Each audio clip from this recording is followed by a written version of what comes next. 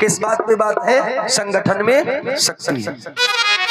Harmonium ने तबले से कहा, नौलंगी हनाला जुलम जोर, नौलंगी हनाला जुलम जोर,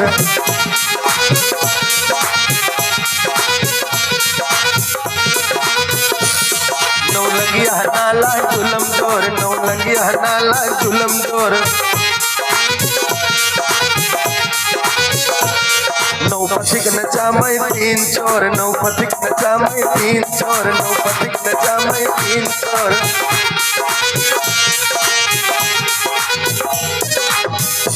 हारमोनियम ने कहा तबले से, कितने बेवकूफ जिन नौवाई भाई तीन, वे तीन नचाए रहे नौ का।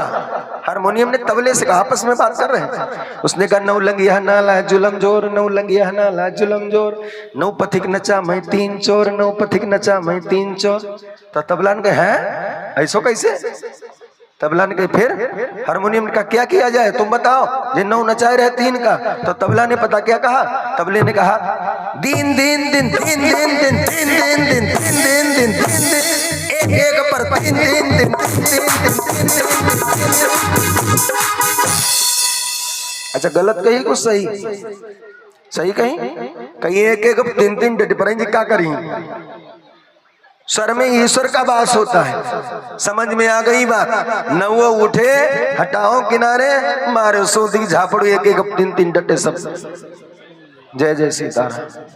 तो संगठन में, संगठन, अब तो बोलो संगठन में शक्ति है। तो सब लोग मिल करके बोलो एक बार भगवान का प्यारा नाम, श्री राधे राधे गोविंद गोविंद राधे,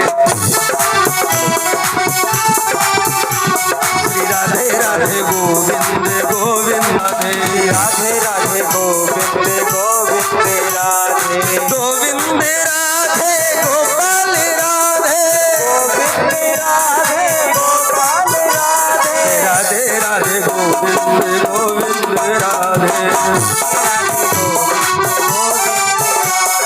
राधे राधे गोविंद गोविंद राधे।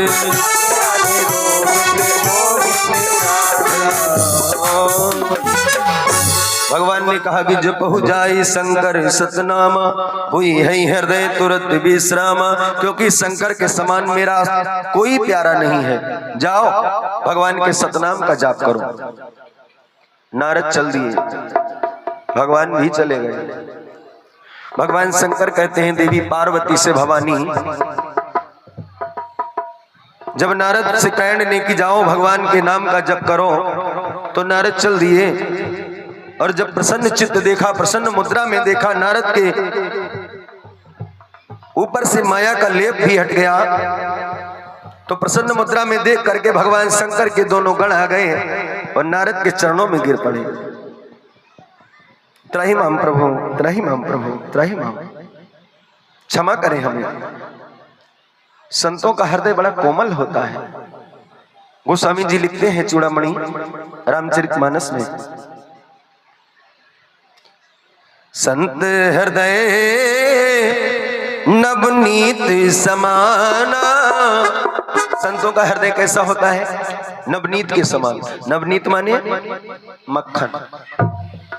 लेकिन कभी कहते हैं मक्खन की तरह नहीं होता संत का हृदय। फिर का मक्खन से भी कोमल। क्यों? का मक्खन तो गर्मी लगे तब पिघले, धूप लगे तब पिघले, आँच के पास रखो तब मक्खन पिघलेगा।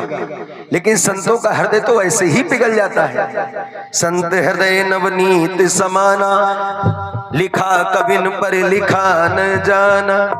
संतों का हृदय बहुत कोमल होता है। चरणों में दोनों भगवान शंकर के गण गिर गए और कहने लगे त्राहि माम प्रभु, हमें क्षमा करें, हमसे अपराध हो गया, आज के बाद किसी संत का उपहास नहीं करेंगे।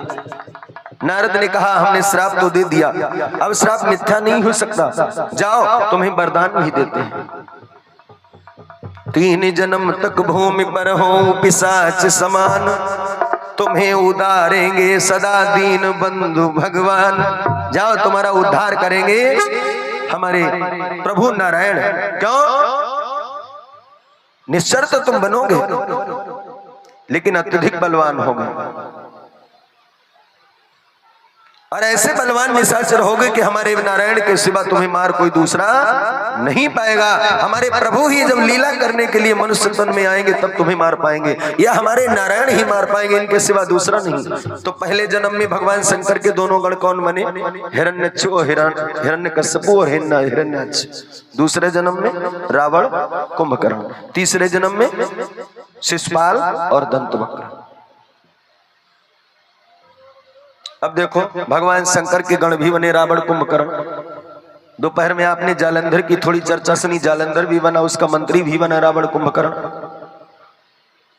और पहले दिन हमने आपको बताया था भगवान विष्णु के दोनों गण भी बने थे, जो सेवक थे, पहरेदार थे, जय और विजय, वो भी बने रावण कुंभकर्ण। अब एक कथा और आएगी आगे, वो भी बनेंगे रावण और कुंभकर्ण। अब 4 रावण तो इस रामचरितमानस में ही है। अगर रावण 4 बार हुआ तो राम कितने बार हुए?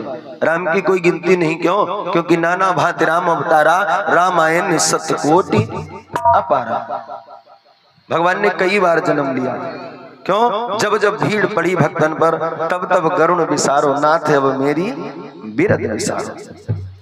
भगवान शंकर कहते हैं देवी पार्वती से इस तरह से नारद ने भगवान शंकर को जाप करते हुए अपने मन को शांति ली। नारद ने इस तरह से भगवान को श्राप दिया। अब इसके आगे बड़ी सुंदर कथा आती है मनु और शत्रुपा की। बड़ी सुंदर गाथा है। महाराज मनु, महारानी शत्रुपा अयोध्या के राजा थे, पहले राजा अयोध्या के। और अयोध्या के का सारे भूमंडल के प्रथम राजा है मनु और शत्रुपा। हम आप सब मनु से ही मनुष्य कहलाए, मनु से ही मानव कहलाए। और वैसे मनुष्य, देवता और राक्षस एक किसकी संतान है? इनका पिता एक ही है, माता 2 हैं। देवता हो चाहे असुर हो, दोनों के पिता एक ही हैं। कौन? कश्यप। माता 2 हैं, दिति और अदिति।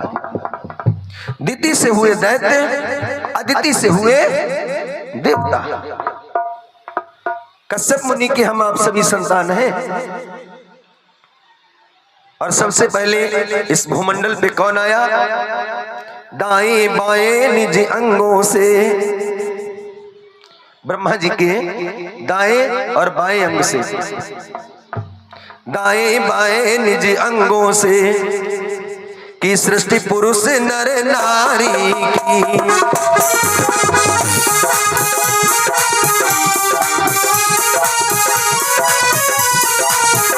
दाएं बाएं निज अंगों से की रचना पुरुष नारी की।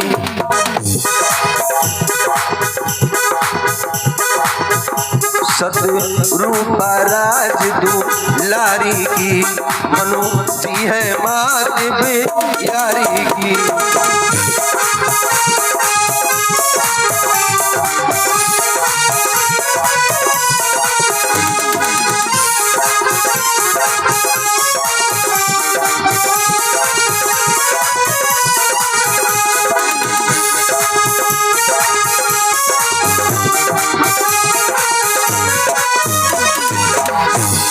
बोलिए गोविंद भगवान की जय। ब्रह्मा जी ने जब सृष्टि की रचना प्रारंभ की तो दाएं से पुरुष, बाएं से स्त्री को उत्पन्न किया। महाराज मनु का जन्म हुआ दाएं अंग से, महारानी शत्रुपा का जन्म हुआ बाएं अंग से। क्योंकि भगवान ने केवल मनुष्य की उत्पत्ति की तो नारायण ने कहा बिना तेल के दीपक नहीं जल सकता, स्त्री के बिना ये संसार नहीं चल सकता। क्योंकि प्रकृति और पुरुष जब तक दोनों नहीं होंगे तब तक इस संसार को चलाने वाला कौन होगा। तो महाराज मनु और शत्रुपा अयोध्या के राजा हुए, भारत के पहले राजा हुए, इस विश्व के पहले राजा हुए। और उनके स्वयंभू महाराज मनु, जिनसे हम आप सभी की उत्पत्ति है, आचरण के बड़े अच्छे हैं, प्रजा को पुत्र की भांति रखते हैं। जब चतुर्थ समय आया, चौथेपन में आए, तो महाराज ने अपने पुत्र को सिंहासन दिया, तिलक कर दिया और तपस्या के लिए चल दिए। क्योंकि इनको शांति नहीं मिल रही पुत्र होने के बाद भी। क्यों? भगवान की प्राप्ति करना चाहते हैं, नारायण की प्राप्ति करना चाहते हैं। मनु और शत्रुपा के पुत्र कौन है? उत्तानपाद।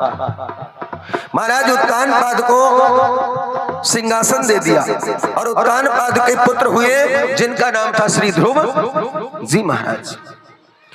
नृप उत्तान पाद सुत तासु और ध्रुव हरि भगत भयउ सुत दासु।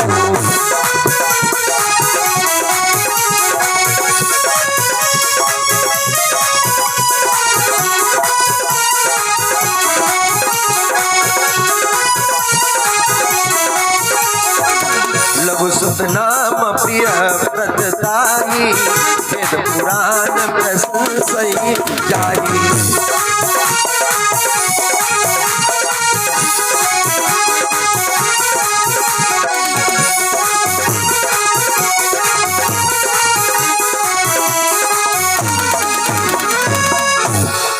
महाराज ने अपने पुत्र उत्तानपाद का तिलक कर दिया, सिंहासन पे बिठा दिया, चल दिए तपस्या के लिए। तपस्या कहाँ करने गए?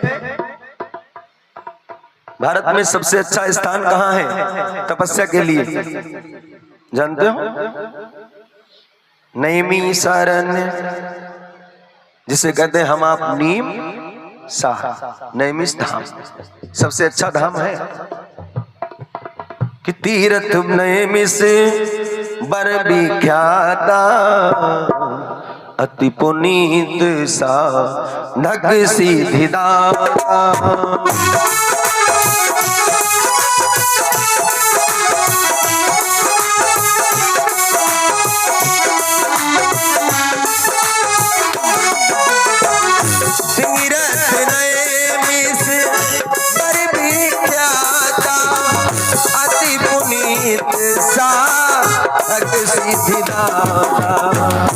तीरथ नैमिष पर विख्याता, अति पुनीत साधक सिद्धिदाता।